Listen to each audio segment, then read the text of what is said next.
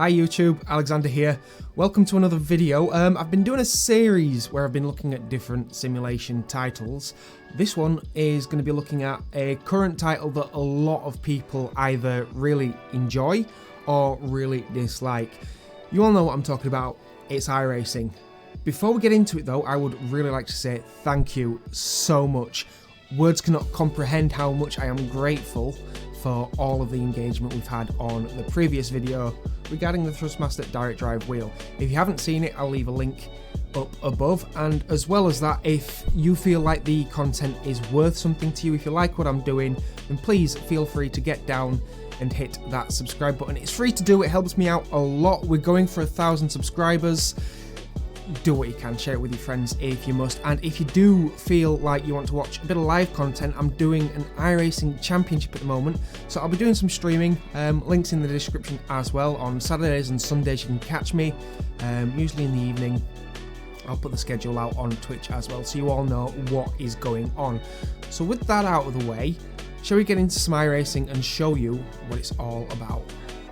Okay everybody, so this is iRacing. We're doing some MX-5s. This is pretty much what all of you are going to see and experience in iRacing, especially to start with. And for a lot of people it might be all they ever experience with iRacing.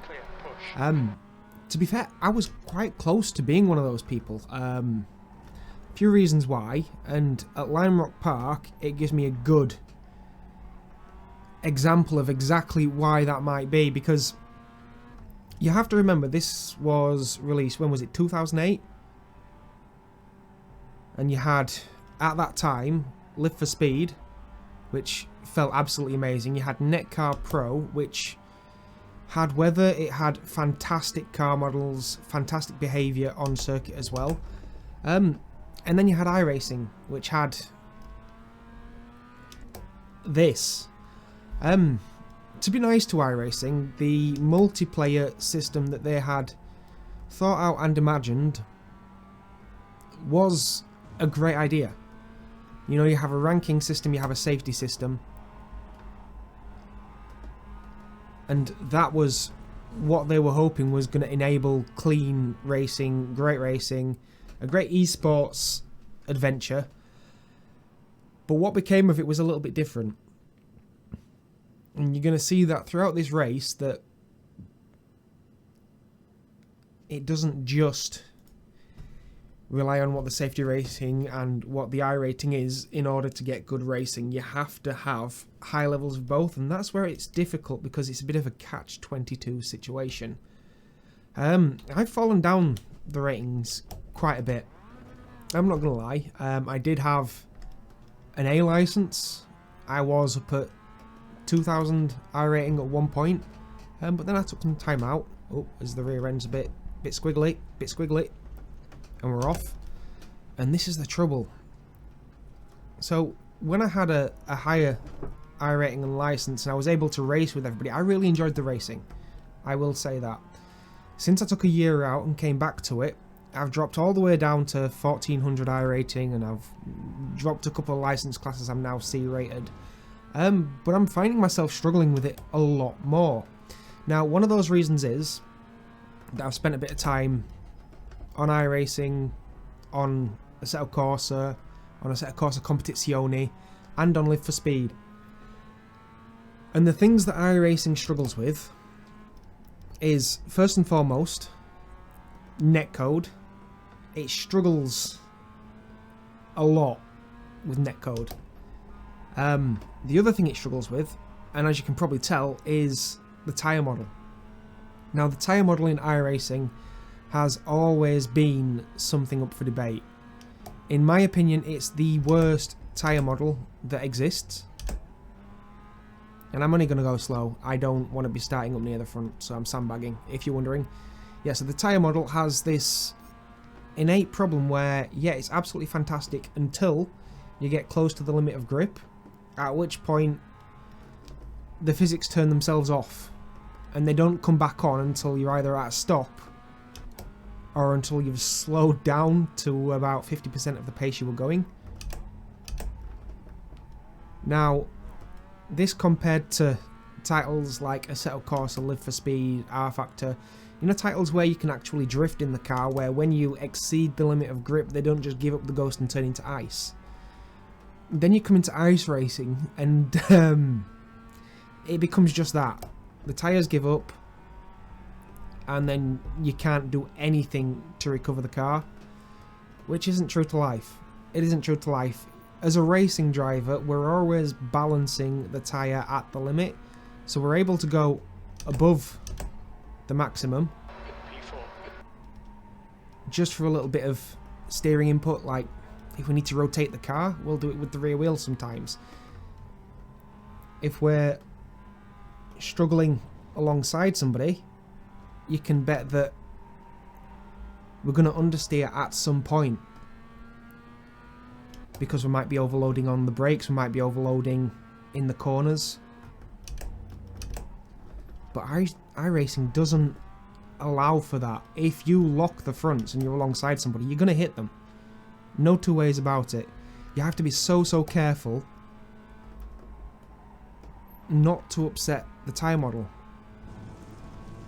So with the netcode and the tyre model, everything they're set out to achieve with a really safe, very competitive title didn't quite work out. But there is still value in this, and I'm going to show you why. As we bring this back to the pits, we've done 2 laps. I'm not expecting to be anywhere near the top. Hopefully I'm at the bottom, or I will be if everybody else sets a time. So, iRacing. The tyre model is the worst tyre model on the market. There is no doubt about that. The netcode is probably the worst out of all of the titles people currently use. So what does it have going for it? I did mention there is the safety rating, there is the iRating, there is the license classes. But the big thing that really does it for me on iRacing is the models. How great these models are in terms of the detail, the sounds, the way they react, the way the weight reacts, the way the suspension reacts. That is all as expected and true to life. In terms of the tracks themselves, they're very finely laser scanned. Very finely laser scanned. There are bumps where you would expect bumps to be because they're there in real life. The curbs do not suddenly flip the car as you may have experienced with something a bit more arcadey like Project Cars. The circuits are absolutely perfect. The cars themselves, the degrees of freedom the cars have got, the way the suspension's modelled, the mathematical equations behind that to allow it to work, they've all been really well finessed. And I think that leads to a simulation that a lot of people feel is right on point.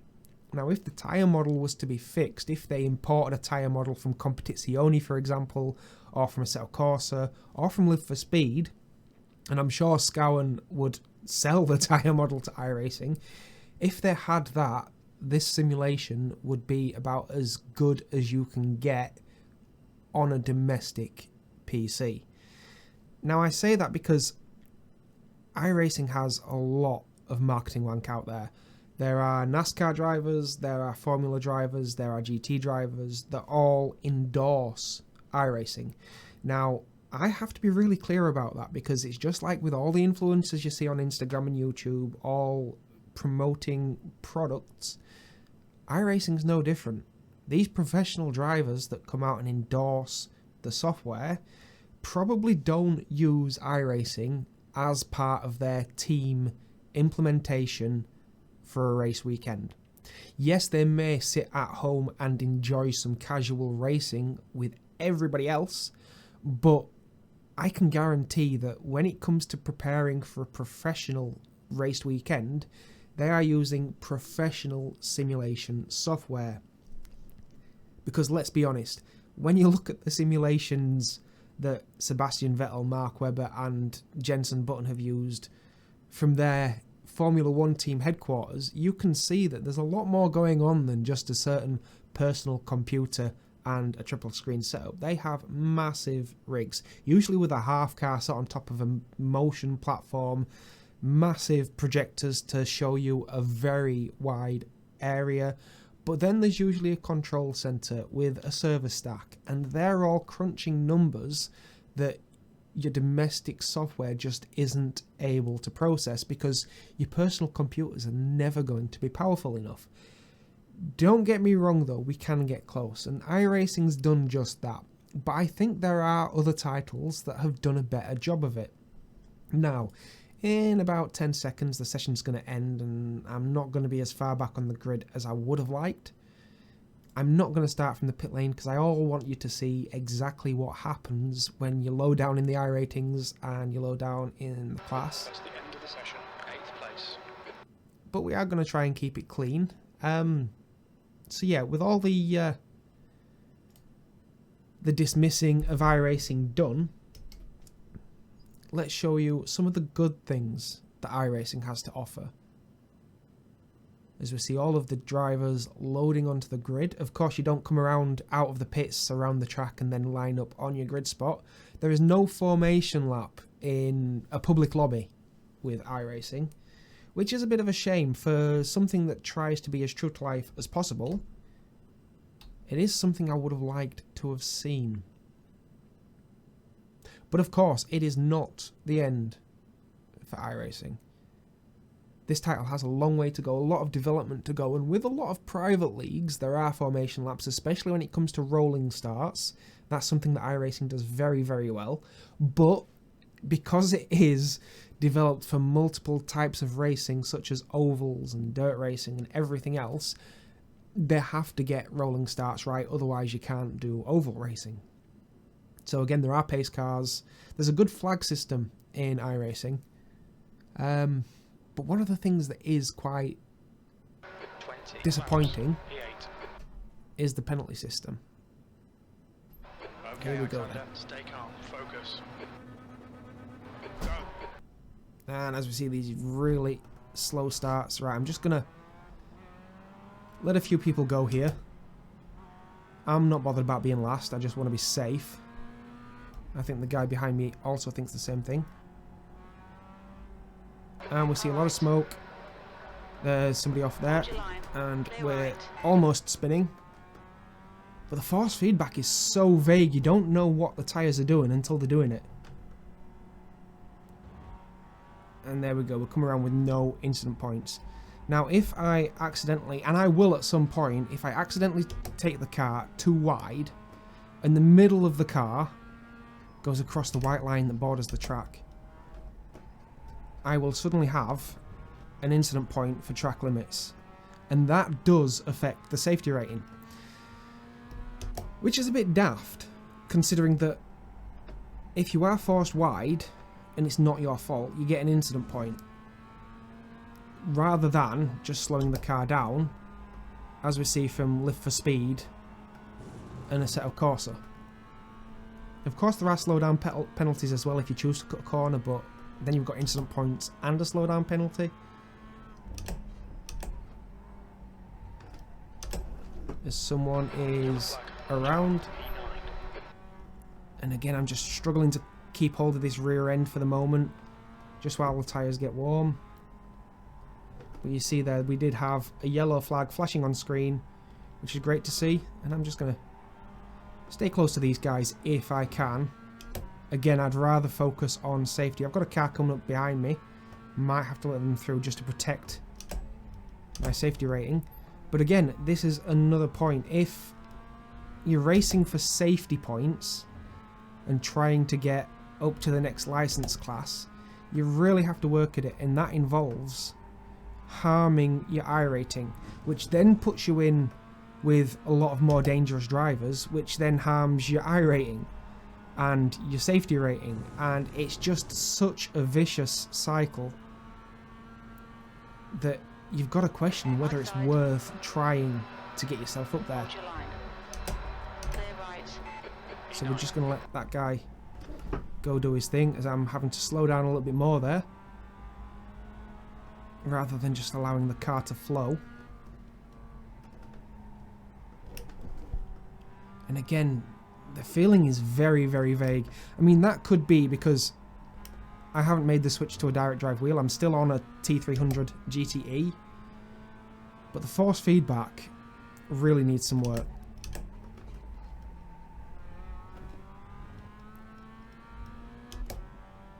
As the guys ahead have definitely disappeared up the road now, as I've let this guy through.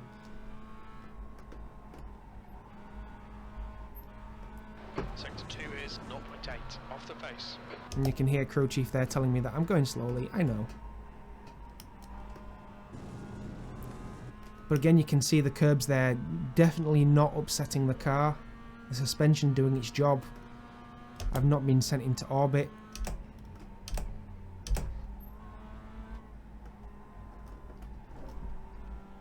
But I am having to fight with where the car is, what the rear end is doing, because it feels very, very loose. Of course, when you're in the rookie class and you're doing rookie races, the setup is fixed, so you don't get the option of changing it. And that's true for a lot of the championships that are run on iRacing. People will run them fixed. And therein lies the next problem, that if you've got fixed setups, in-car adjustments are locked. So if you're doing GT3s, for example, as I am at the moment, the only thing you can change from inside the car is brake bias. The gap to Gibson ahead is increasing. So if you're doing a long endurance race and you need to increase the traction control throughout the race as the tyres wear down, that is something that is locked out and you're unable to do that, unlike with other titles that focus on GT racing. So that is very, very weird for something that aims to be true to life. Why is the in-car adjustments locked out? So there we go, we've got a few laps in now. No incident points at the moment, and I'm hoping that's how it stays. But of course, because I'm not further up in the order, I am definitely going to hurt my I rating. As we see that car It's getting closer. The gap is now 2.0. off the circuit just once more. And I'm a little bit wide of that apex. Smashed that curb. So again, when this guy catches up, I might have to let them by just to protect the safety rating. But this isn't something I should have to worry about. I should be able to race wheel to wheel. Granted, if I do cause an incident... There we go, car off in the wall there. Yeah, if I cause an incident, fair, I should get incident points. But if someone drives into the back of me or drives into the side of me because they don't know how to overtake, I don't think I should be getting incident points for that. And it does really wind you up as a driver. You know, when you're trying to stay safe. And then suddenly you've got people barreling into you. And ruining all the hard work that you've done. Because then once you've done all the safety rating stuff that you need to do, you've got to do it all over again for your I rating, where you've got to protect your safety rating, but then you've got to finish high up in the order in order to improve on your I rating, and that's not something that works hand in hand with safety. Alexander, hold your nerve, just keep it smooth, no mistakes. Especially down at this level, around these people, you are more likely to get wiped out than you are to finish high up in the order.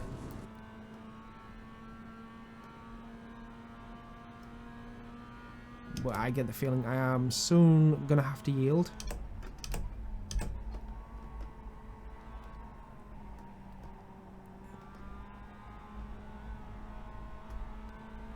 And that's going to be sooner rather than later with how close he's getting.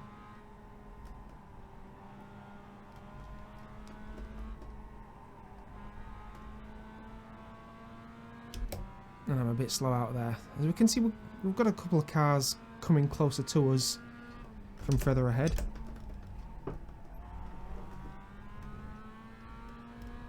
Yeah, I might let this guy go down the next straight.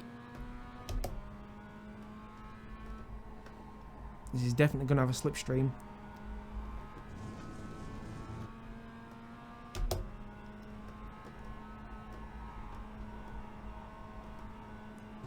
Again, you've got to be so careful with that grass there. That's how you end up in the wall. Right, so he has dropped back a bit.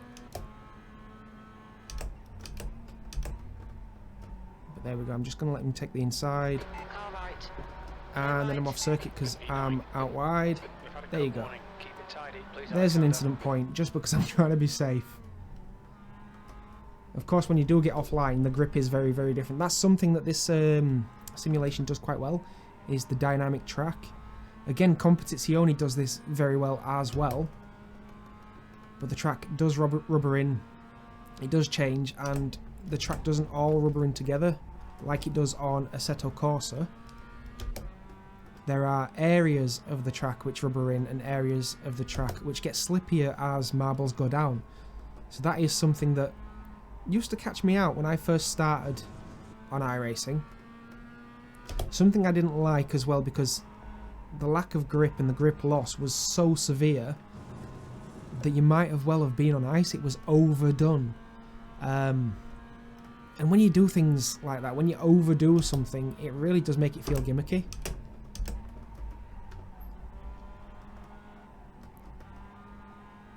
And there are a lot of things about iRacing which do feel gimmicky.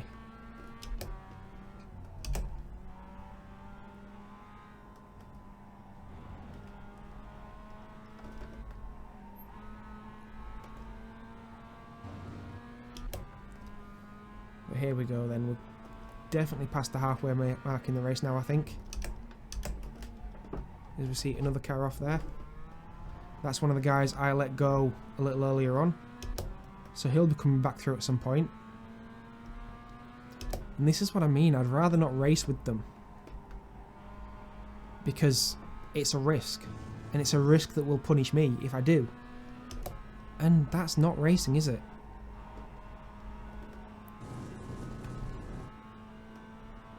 You should be able to race wheel to wheel. It's not a time attack.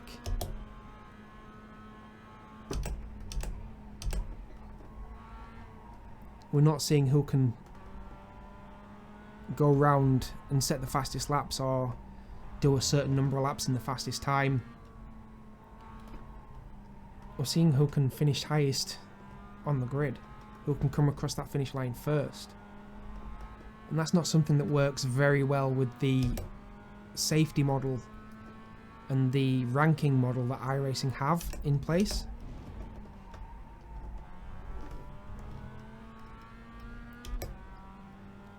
Now, I have been going slow for a few laps now. But again, I'm worried about going any faster because... Gibson is closing you down. The gap has come down to 1.0 seconds. yeah, we just don't want the incident points. So I'm taking it very safe, being very comfortable. And this isn't what a lot of people experience on iRacing. A lot of people will go barreling in, trying to race, and it will all come unstuck very early on. And they may spend their life in the rookies with a very low I rating, complaining that there's too many crashes ruining the game. Without realising that because they're not giving them space, because they're not trying hard not to crash, that they're adding to the problem.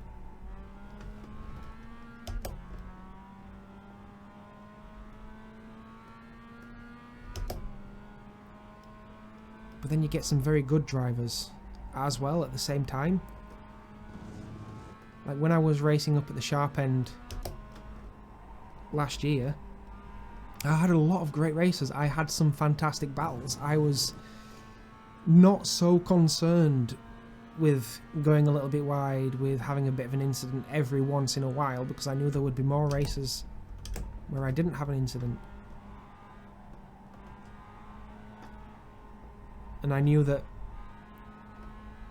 I could trust the guys I was racing with not to just ram me off the road.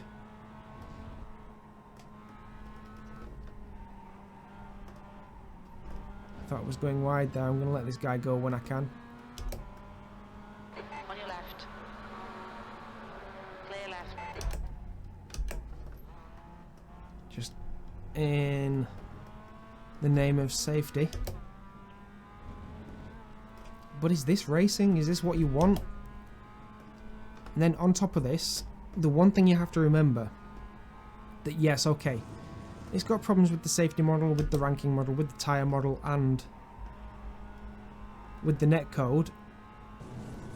But something that iRacing does very, very well is the esports side of things. So organisation for championships, for commentary, and livery sharing is something that iRacing is doing very, very well at the moment. Maybe not as well as some other sims in terms of each individual thing, like Live for Speed cannot be matched for how easy it is to share liveries. Assetto Corsa probably can't be matched for how easy it is to set up a server. But iRacing has it all as a package, as I'm very wide there, but I'm not off circuit. And as a package, that's where it counts. You need the whole shebang in order to do esports and championships and anything official. And that's what iRacing has, and that's why so many people keep coming to it. So many people tried to call it the best. It's far from the best, but it's got the package. It means people can go out and do championships, and everything's integrated within iRacing apart from the liveries, but that's an easy app, an easy API, and not something that's difficult to do. So, if this is the case, why is it that iRacing hasn't taken the world by storm? Why is it that so many people choose Competizione or Assetto Corsa over iRacing? Quite honestly, it's because of the payment model. And I'm very, very brutal about this. In my opinion, if you're going to subscribe to a service where you pay monthly to enjoy a game, you should not have to pay an additional fee for each part of the content that you want to buy. Yeah, okay, maybe content packs every once in a while, containing a few cars, a few tracks, for a small price. Yeah, that's fair. Every time they release some new stuff, buy it, yeah, job done. Pay once. Don't pay monthly. And then there are games where, like Assetto Corsa and Competizione, you buy them once, you don't have to pay a subscription model. You don't have to pay anything more per month. Yeah, you buy the odd bit of content when it comes out, but then why, on iRacing, do you have to pay for a subscription model? Just done at 3.64. Sectors 2 and 3 are 0.40 off the pace. Sector 1 is 1.1 seconds off the pace. As we'll let Jim finish. So why, on iRacing, do you pay for the subscription model, which isn't cheap? On top of everything you want to race, you have to buy each bit of content individually.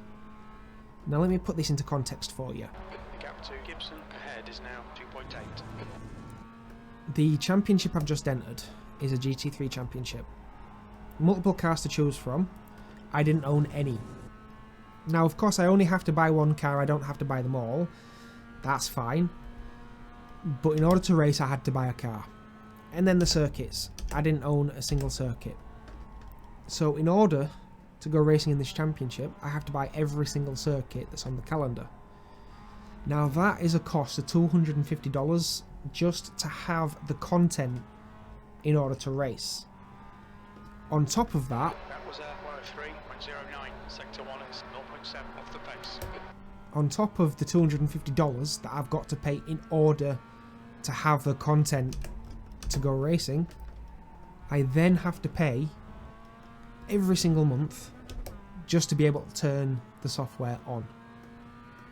Before I do any practice, online or offline, I have to pay a monthly subscription model. And then on top of that, because of the way iRacing servers are done, you're unable to host a server for free, you've got to pay for it, and therefore on iRacing, every championship you enter incurs an entry fee, just like in real life. But this is online. P9. You're not Okay, Alexander, the next car playing with a is physical car, because we're a little bit wide there. It's online and you're paying an entry fee, all the content and the subscription fee. It's a very, very expensive way to go racing online. And then when you consider that, okay, so you're paying a fortune for this software package that doesn't have a great tyre model, not even close. It doesn't have great netcode, not even close. And it doesn't have a great ranking system or safety system, not even close. So why do so many people think it's worth it? And again, it's as I've mentioned, that package where it's great for esports, it's great for championships, that brings everybody together to do some wonderful racing year after year, just to race with people they know, people they've heard of, some big names, some small names. There we go, there's the position. Okay, Alexander, push now, we can catch this guy. So that's it. That's the thing about iRacing.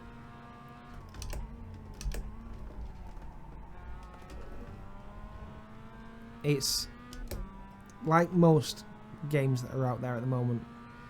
It's better with friends. And the championships, yeah, they might not offer any safety rating or iRating improvements, but when you're racing with friends, it's so much more fun, and it makes it worth it. It really does. And then you're racing with stars that you know, like if you get your pro license, very difficult thing to get, but that'll allow you to race with Boosted Media, Jimmy Broadbent, Dan Suzuki, Ermin Hamadovic, if I'm saying that right. I just call him Ham Sandwich most of the times. I know he loves it.